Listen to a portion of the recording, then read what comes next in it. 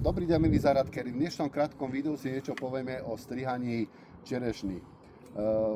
Budeme nehávať konáre, tento konár a tento ako základový, lebo čerešňa sa väčšinou strihá na poschodia. Ale jak vidíte, teraz ostrihneme tento konárik až odtiaľto od spodku, lebo nám zavádza v strede. Vidíte, teraz je to krásne tuto presvetlené. Tento konárik tiež dáme preč, aby sme mali pekné korunku, si najprv presvetlíme stredovú. Aj tuto môžeme. Tak. Teraz si musíme túto korunku dať dole z tohto, lebo vidíte, je pekná je, ale je to moc vysoko, by išla celá koruna čerešničky. Potom môžeme dáme dole túto, lebo tá je tiež taká, čo nám ide dovnútra. Túto pozrieme si, táto tiež môže ísť preč, ale skrátime ho tu, aby sme na spodku niečo aj mali, ovaký obraz.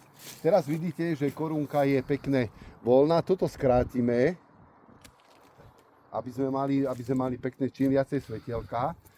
Teraz táto, čo nám ide dolu, tú celú ostrihneme preto, lebo keby sme pod ňou kosili, aby sme nedolámali zbytočne celý konárik. Teraz sa presunieme sem na túto stranu. Tuto môžeme čerešničku nehať, ale tuto vidíte hore, tu máme tento výhonok, ktorý je moc vysoký, aj tento druhý, ale tento môžeme skrátiť. Tento dáme celý preč.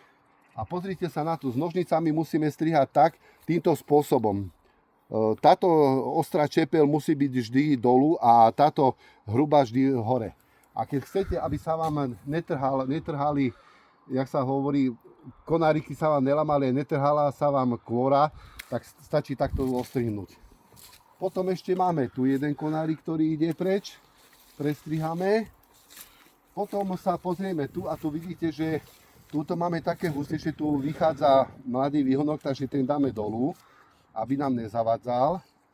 Tento môžeme tiež skrátiť, aby nám tu nezavadzal, nech je celá korunka presvetlená. A ešte si môžeme dať sem, ale pozrite sa, vždy strihame tak, aby konárik išiel smerom von z koruny, nie do koruny. Toto môžeme nehať a dáme teraz, tuto ostrihneme. Tak, pozrite sa, aby ste videli. A teraz, keď sa pozriete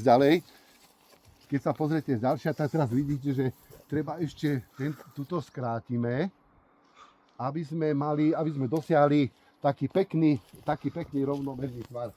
A teraz, keď sa pozriete na tú korunku, takto by mala vypadať ostrihaná mladá korunka čerešne.